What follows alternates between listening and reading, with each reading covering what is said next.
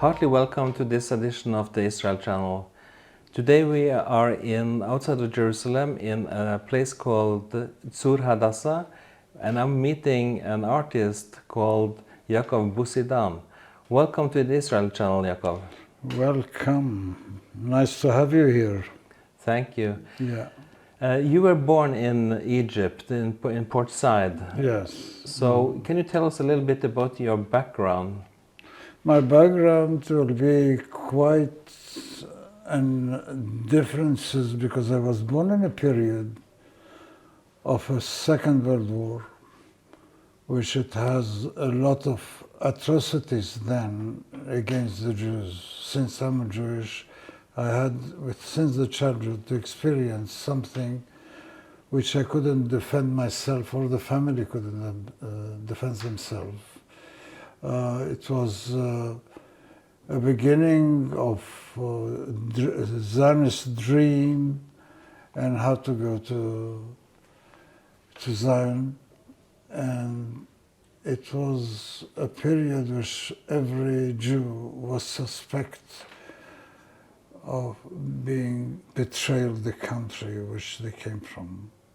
You couldn't go and complain to police, you couldn't defend yourself. Without generation, my family, we thought always we were Egyptian though. And in a certain time, as a child, I lost my father. He died when I was the age of 2 or 3. And I was brought up in a convent because my mother didn't have enough money, and I had to, she had to survive and work very hard. So I had to have a place where I could stay and study and learn to have some certain security.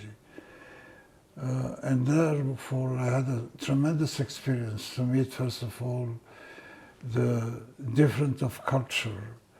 The convent was Christian, Catholic, French, which I thought was a great joy because the nuns were so beautiful, and I thought, well, you know, and they were very kind, and unlike the neighborhood, which it was.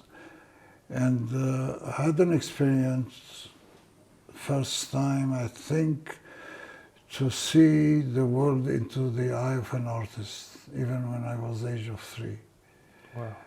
I saw there the rosette, which it was in the big circle with stained glass windows and the colors. I saw there Christ on a cross. And what I was really interested, not on the narrative of the story, but of the craftsmanship, how it was done in that means. It wasn't easy period. I had to learn few languages because that was the defense of Jews in those days, to have more cultural trust to survive with. And then I went to the British school after that. And my experience there, it was quite interesting and homogenic because there were Jews, some Arabs, some Greeks, some Maltese. Port Said was a city of different cultures there, from the Mediterranean. And it was a port from many boats and ships to come over. And I remember I received the second prize in sport. And the first time I was giving a box of watercolor, and that was something which I couldn't have it at home. And it was something like a miracle.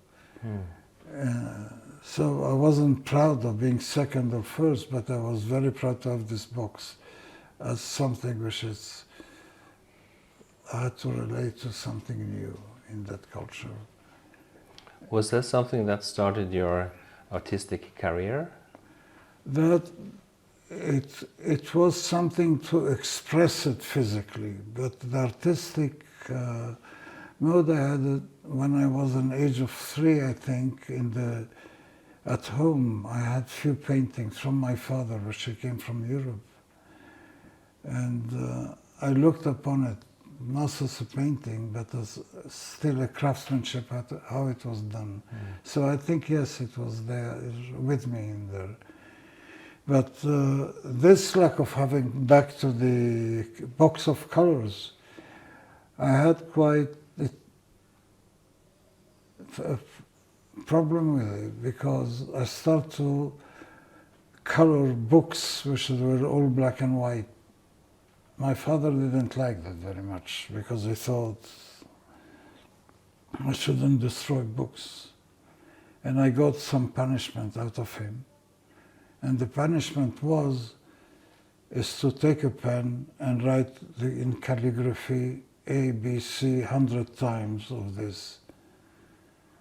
So really, I hated my father, and I hated the calligraphy. And apparently this course helped me out in the future time. Yeah, one thing leads to another. Yeah. First time I met you was in Oslo, actually, during the Jerusalem prayer breakfast. Okay, yes. And you were there. I remember that. And it was very nice to meet with you for the first time. And there you had this book of the names of Jerusalem. Can you tell me a little bit how that happened? Yes. When I was in Egypt, as a Jew, the prayers were towards Jerusalem. And Jerusalem was something which was a metaphysical. We didn't think that, as a child, I didn't think that would exist. And we prayed every day for Jerusalem, Jerusalem, Jerusalem. And I remember one day in Passover, Pesach, which we had these books and coloring about it.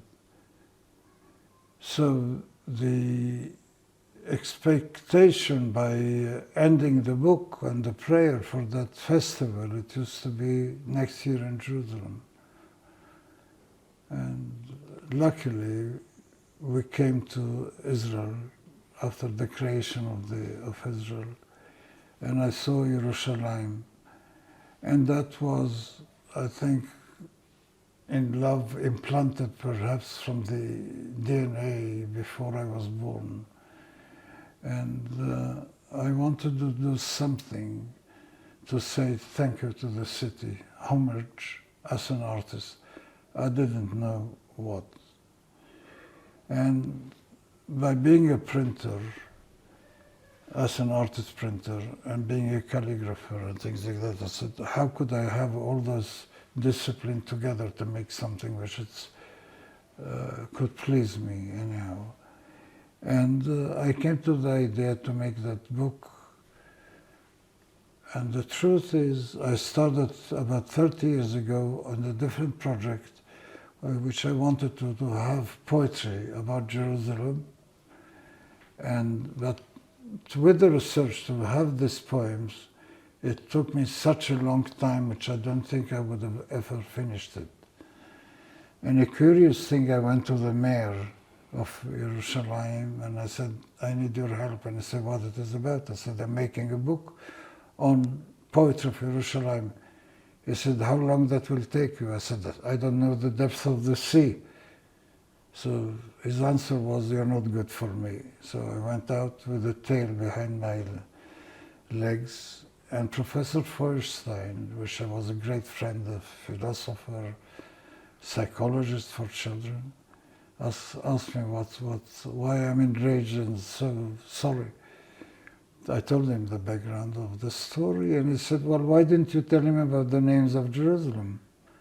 I didn't realize by then the research for the poetry. I found names, and I put it in a box, and I kept telling him, look what a beautiful name. He registered it in, and he said, why didn't you make a book on names of Jerusalem? And I said, what is it? What do you make a names of Jerusalem? Because it has been known that there were 70 names of the city. I went to ask, where are they? Nobody can give me an answer because it wasn't any index about it. No academic and no religious, but 70 names, it was a name. So I went for the hunt, and after 8 years, I finished the book on 391 names of Jerusalem. 391 names, that's quite a lot. Well, I don't think it's enough for such a city. Yeah. And I hope, you know, with the spirit of the city, because it's name of adoration, it's names of really being part of the living of mankind, because it's not only a city, it's about morals, about, you know, the right and wrong, and that's something that I cherish very much. The difference of colors during the year and the way that stayed there in a hill, it provided me a lot of inspiration to carry on working. Not only the names, but I work a lot. I did some poems about it, about Jerusalem. I did an oratorio. I was working on the Ethiopian Jews, which their dream was about Jerusalem too. So it is a manifest of freedom and hope. And that's what I think about Jerusalem. So, being a Jew coming to Norway, what was your experience, you know, being at the Jerusalem prayer breakfast, when you hear all about in the news here in Israel how, you know, bad the Norwegian government has been treated Israel? I was in London for many years. I've seen different countries, different culture. But the warmth of the people in Norway and in the Jerusalem prayer breakfast, it gave me such a closeness. Really, we're together. We're not indifferent. Here is Jerusalem. Here's your prayer. It's my prayer.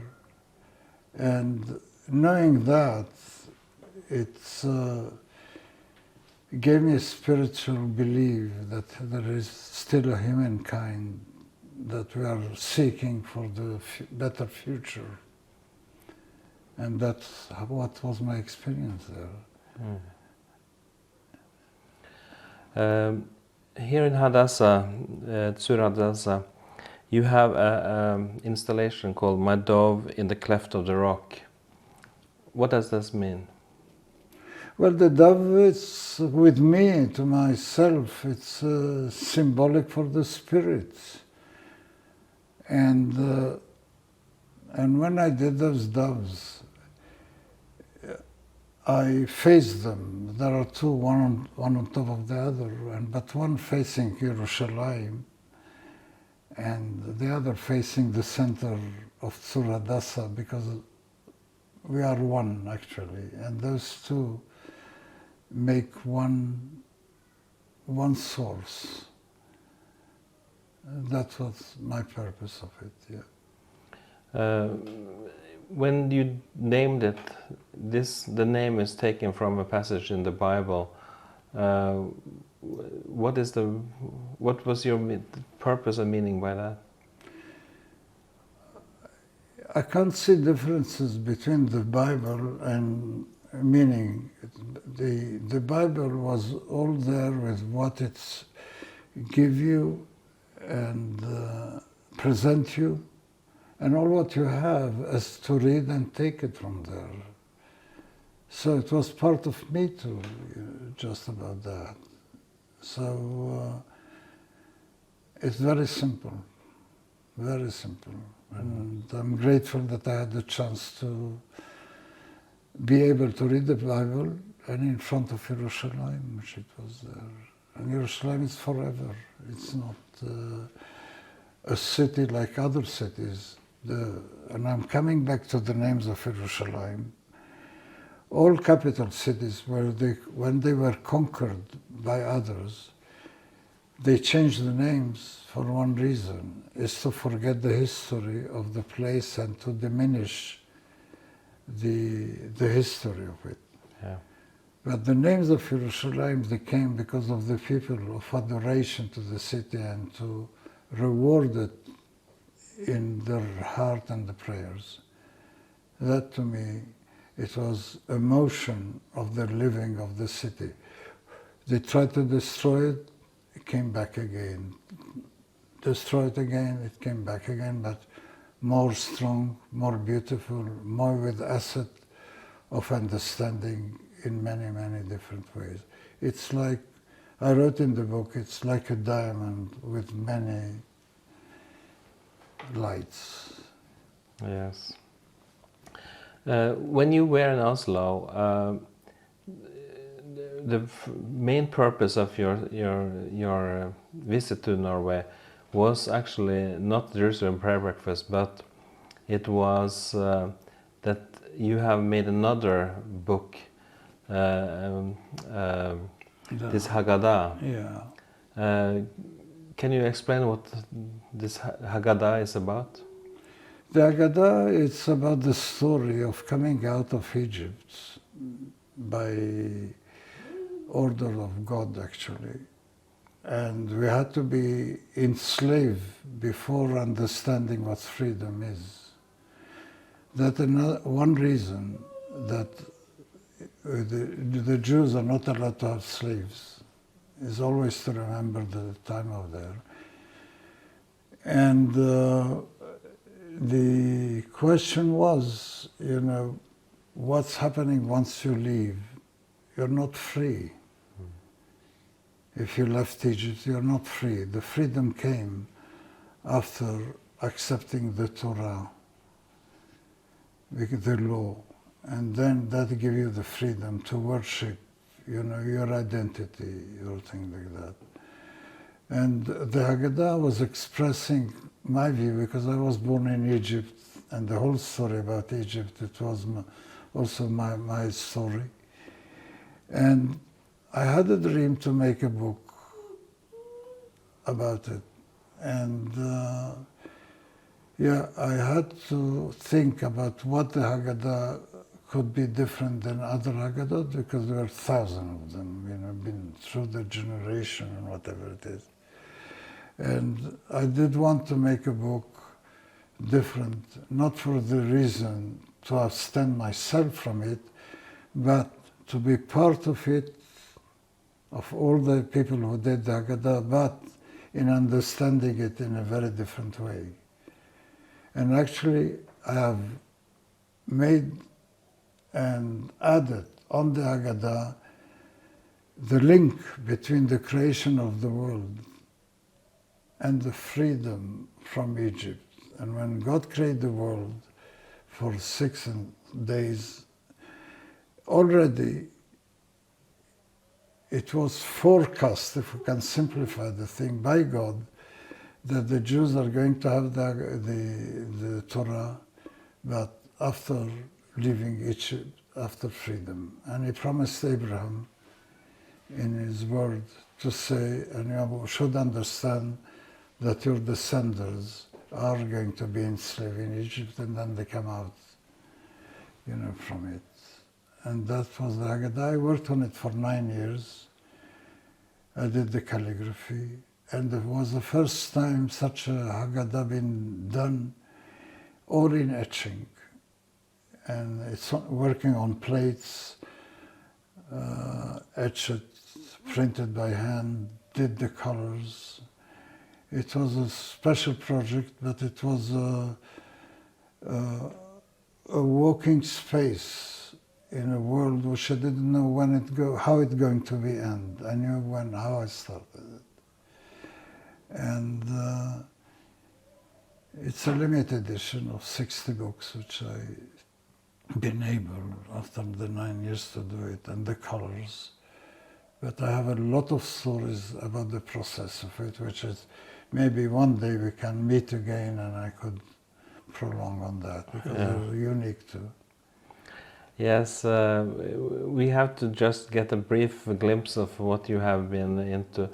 But this Haggadah that was, made by you, and it was actually bought by a Norwegian lady that you met here in Israel, Monica Runar, and she, together with some Christian friends in Norway, purchased this book because working on it for 9 years, it's an expensive piece of art.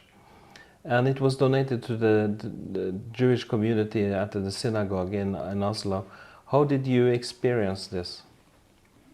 Well, first of all, I was really touched by the idea for a person who really thought how to bridge between their existence as Christians and doing something with the Jewish community, because the time now in Norway, it's not easy for the Jews. And what I liked about it, it wasn't a political move. It was spiritual something. And I thought, well, this Haggadah, if they came and picked it up as a symbol of freedom, I was really touched by it. And with my good luck, I met wonderful people, which if it wasn't the Haggadah, I wouldn't meet them. And I brought now, instead of Jerusalem coming to Norway, I'm bringing Norway to Jerusalem. And I had few ideas how I can, as an artist, to contribute something to the non-Jews, how to proceed with their belief in a different approach. And that was a wonderful bridge, this move of the Haggadah, which it was a unique thing. Did you experience any personal, opinions from the Norwegians that were there? Well, not many negative ones. And if I had any negative one, I'm not going to talk about it, because there is a rabbi which said, they asked him about the negativeness in the world, and he said, well, we have to pray for it. He said, why? I mean, if it's bad. He said, well, could you think about two rivers? One small river, which is goodness, but badness there is a lot. And the big river with the bad water joined to the good one, but the good one has such a power, will transmit the goodness to the bad one. And what I'm trying to say, nothing is stay for long. And I can see whatever my experience was there, it's something that it will pass. I'm not naive, but I know people has to read things differently. I'm not protesting, I'm not processing in it, but I'm taking to myself, how could I help? And people think that art is an answer for spiritual thing. Everybody could believe what they want. To me, art, it's a professional, like a dentist or a carpenter. Why? Because a human being has to be part of it. And being academic, we know what academics about. We have a long, long shelf with many books, and that ends by that. People we have every day, and that bring us together. And I had very good moments in Norway, I must admit that, yeah. And I would like to come again, yeah, in a different way, yeah. Yeah, because one of your installations in New Jersey, I learned, is about a bridge. So art as a bridge, do you see that can bring also kind of peace and more understanding to the world? I think peace, it has to be within us, not about the arts. I mean, how many times we use the word peace and we pray towards Jerusalem as a city of peace, And how many blood we drawn up into the city of peace, and it doesn't stop that.